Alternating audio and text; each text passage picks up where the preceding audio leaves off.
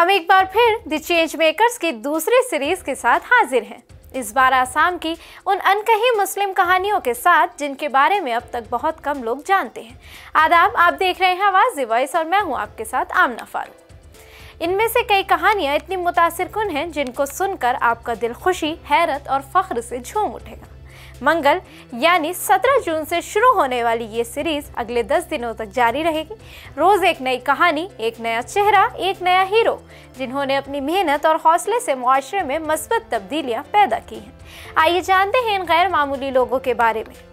इस फहरिस्त में सबसे पहले जिनका नाम है वो है आबिद आज़ाद, एक नौजवान बैंक अफसर जो आरामदेह दफ्तर के बजाय आसाम के गाँव और शहरों में घूम फिर कर ज़रूरतमंदों को खाना खिलाते हैं। आबिद आज़ाद कोरोना वायरस के दिनों से ही सड़कों और अस्पतालों में ज़रूरतमंदों तक खाना पहुंचा रहे हैं। अगला नाम है नजरुल हक।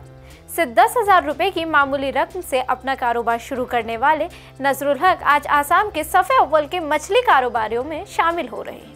आसाम गौरव अवार्ड से नवाजे गए हक ने हज़ारों नौजवानों को रोज़गार फराहम किया और रियासत के माहीगिरी के शोबे में इनकलाबी तब्दीली लाई।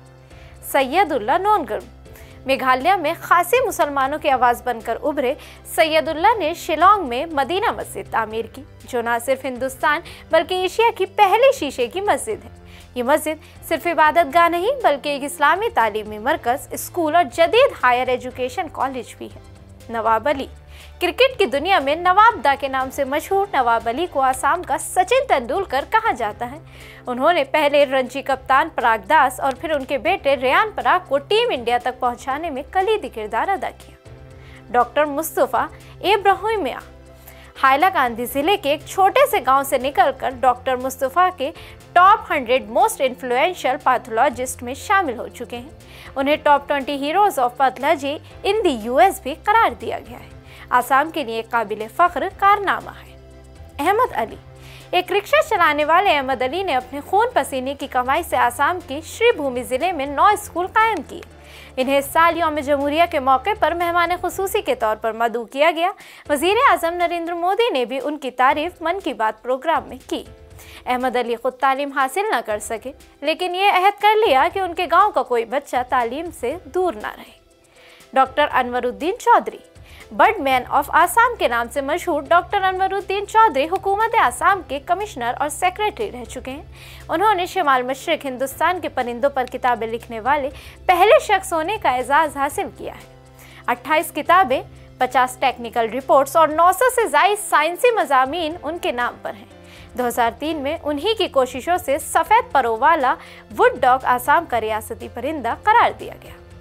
मौलाना नूरुल अमीन कासमी मौलाना नूरुल अमीन कासमी उन चंद मजहबी रहनुमाओं में से हैं जो इस्लाम के पैगाम को वाज़ेह और जामे अंदाज में पेश करते हैं। वो माशरे में इस्लाम से मुताल्लिक़ गलत फहमियों को ख़त्म करने के लिए मुसलसल फ़िक्री मकालमे और दलील की रोशनी से काम ले रहे हैं। नाहिद आफरीन साल 2015 में इंडियन आइडल जूनियर की रनर अप रहने वाली नाहिद ने 2016 में फिल्म अकीरा से बॉलीवुड में कदम रखा।